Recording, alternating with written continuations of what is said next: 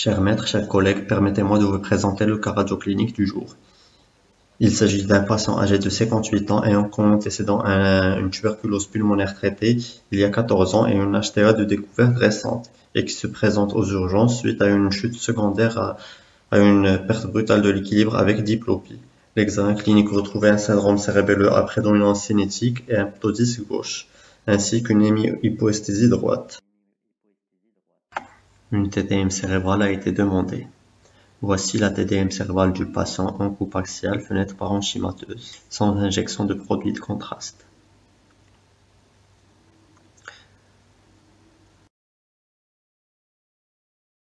En coupe coronale.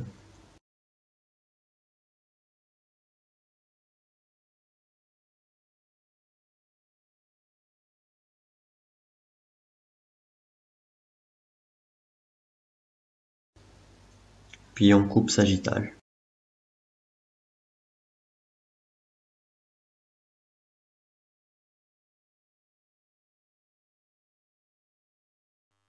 Le scanner objective donc la présence d'une lésion ischémique de la moitié supérieure de l'hémisphère cérébelleux gauche, d'une partie du vermis supérieur ainsi que de la partie postérolatérale gauche du mésencéphale avec discret effet de masse sur le quatrième ventricule sans retentissement sur le système ventriculaire en amont.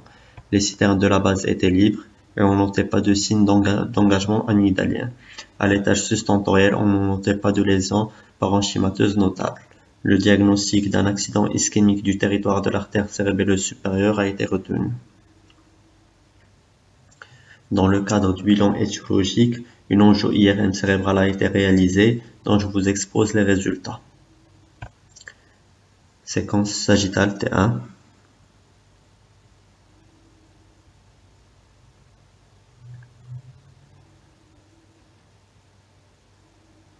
Séquence axiale T2.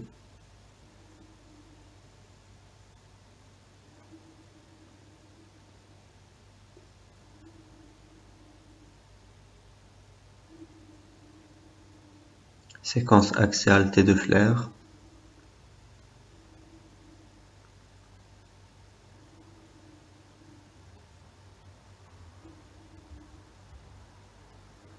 Séquence de diffusion.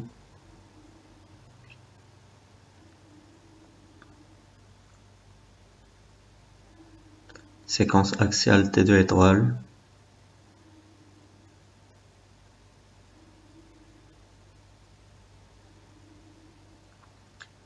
Séquence angiographique 3D TOF.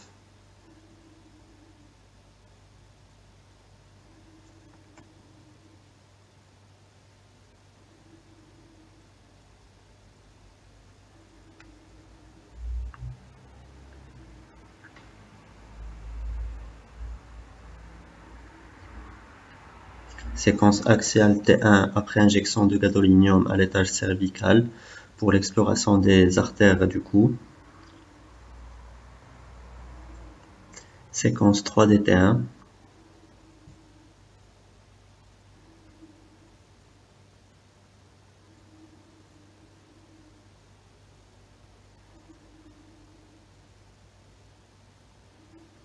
Et la séquence axiale T1 gado.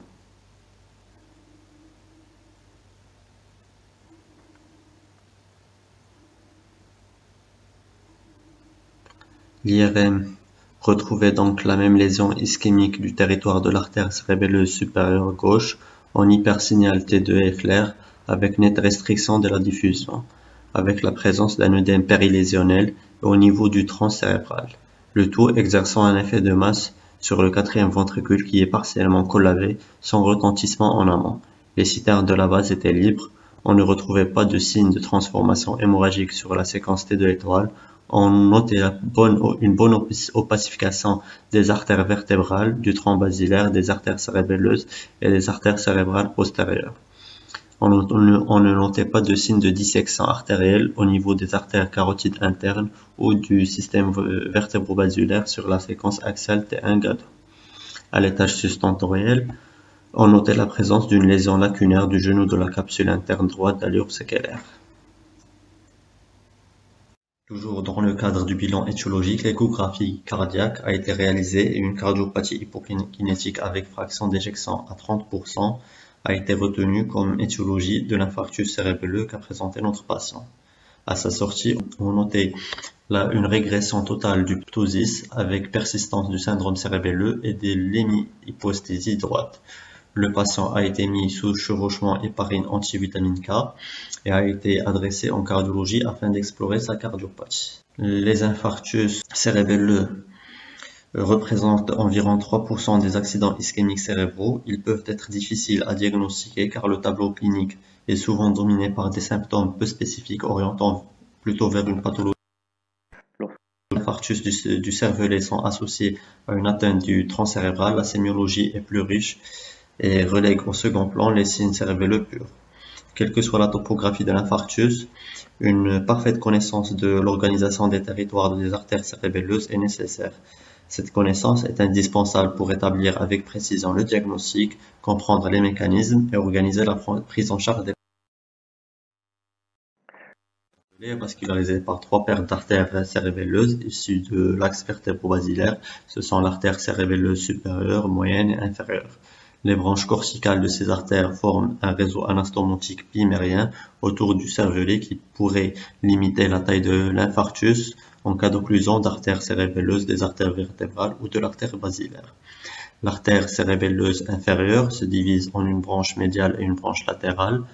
Chacune de ces deux branches participe à la vascularisation des lobules semilunaires, graciles, biventaires ainsi que des tonsilles.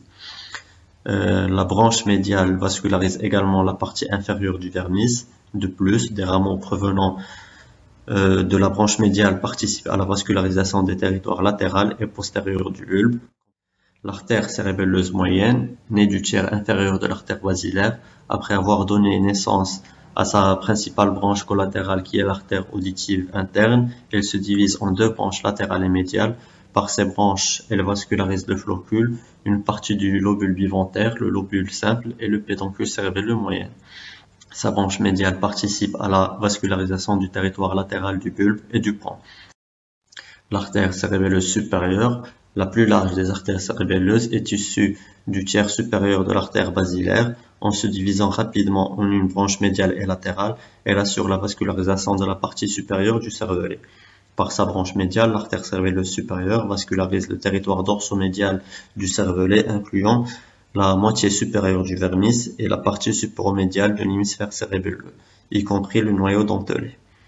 La branche médiale participe également à la vascularisation des territoires latéral et dorsal de la partie supérieure du pont et du mésencéphale. Ainsi, elle vascularise le faisceau spinothalamique, le faisceau longitudinal médial et le pédoncule cérébelleux supérieur. Le nucleus coeruleus, le colliculus inférieur, le noyau et les fibres du nerf trochléaire sont également vascularisés par la branche médiale de l'artère cérébelleuse supérieure.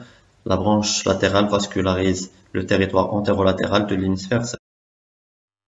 La sémiologie des infarctus touchant les territoires des artères cérébelleuses peut être caractérisée par la coexistence de symptômes et de signes témoignant d'une souffrance de la partie latérale et ou dorsale du tronc cérébral associée à une symptomatologie propre au cervelet.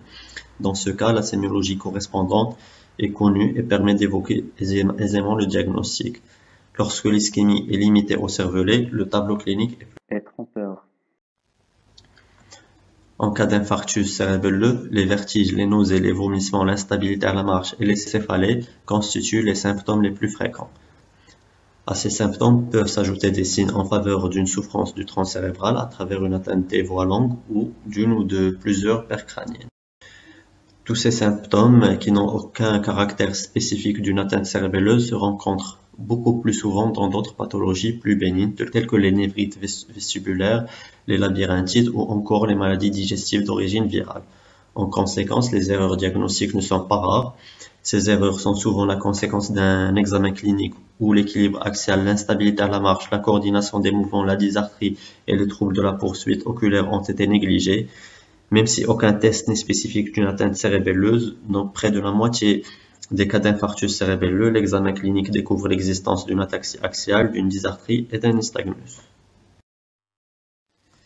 Compte tenu du caractère parfois fruste et peu spécifique des symptômes et de l'aspect peu spectaculaire des signes cliniques, l'imagerie cérébrale constitue l'élément clé du diagnostic positif d'infarctus cérébral. Le scanner élimine une hémorragie d'une façon précise, mais il est généralement négatif dans les premières heures suivant une ischémie aiguë. À cause des artefacts osseux de la base du crâne, la sensibilité du scanner est encore moins bonne pour toute ischémie de la fosse postérieure. L'IRM est donc la méthode de référence. En s'affranchissant en grande partie des artefacts osseux, elle constitue la technique privilégiée dans l'exploration des structures de la fosse postérieure.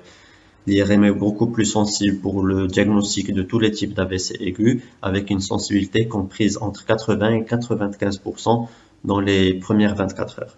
Toutefois, en cas d'ischémie aiguë, les faux négatifs ne sont pas rares. Dans ce cas, des coupes fines et même parfois la répétition de l'examen peuvent s'avérer nécessaires. Par son caractère multimodal, l'IRM est capable de fournir dans le même temps des informations sur la viabilité des tissus cérébraux, ainsi que sur la morphologie et les aspects fonctionnels des artères cervicales et intracrâniennes. Ainsi, l'angiographie par résonance magnétique facilite la recherche d'une pathologie vasculaire sous-jacente. De plus, son caractère non invasif en fait la technique de choix pour l'exploration morphologique et fonctionnelle de l'axe vertébro-basilaire, y compris des artères cérébelleuses. L'angioscanner constitue une bonne alternative chez les patients présentant une contre-indication à l'IRM. L'angiographie conventionnelle représente le gold standard, mais son caractère invasif la réserve en cas de lésion vasculaire associée ou lorsqu'une reperfusion de l'artère basilaire est envisagée. Les techniques ultrasonores permettent une bonne étude morphologique et fonctionnelle des artères vertébrales dans leurs segments V1 et V2, l'exploration des segments V3 et V4, ainsi que celle de l'artère basilaire est encore en échodoppler transcrânien très opérateur dépendante. Les deux principales causes des infarctus cérébelleux sont représentées par les embolies cardiaques et l'athérosclérose des gros troncs artériels. La microangiopathie et les embolies d'artère à artère constituent également des causes importantes. La dissection de l'artère vertébrale est une cause fréquente, surtout parmi les patients les plus jeunes et les enfants.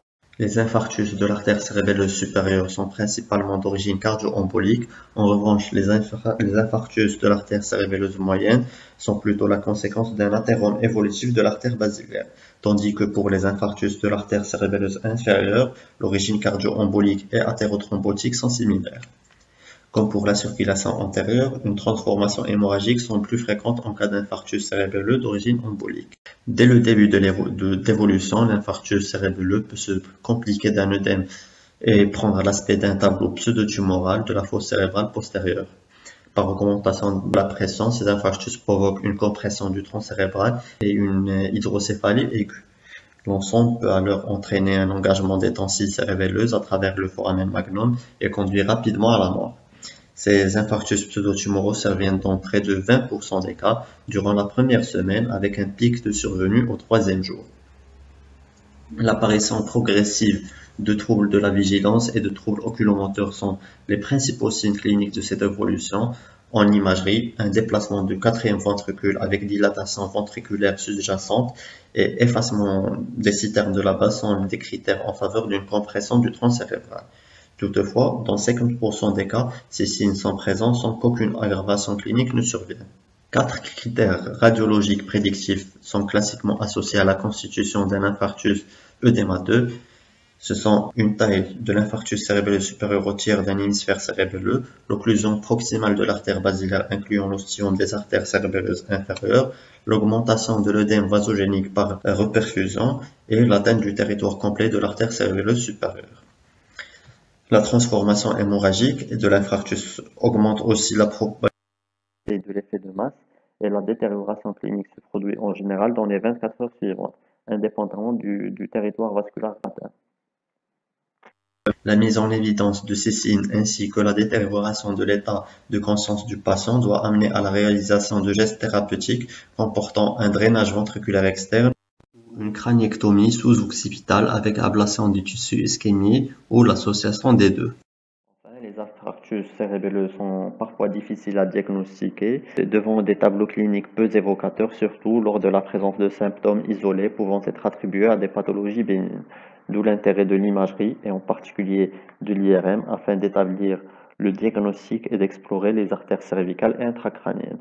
L'IRM permet également la recherche de signes radiologiques prédictifs d'un infarctus œdémateux du cervelet, permettant l'identification précoce des patients qui présentent un risque élevé de détérioration ultérieure pouvant nécessiter un geste chirurgical. Je vous remercie, cher maître, et voici les références que j'ai utilisées pour réaliser cette présentation.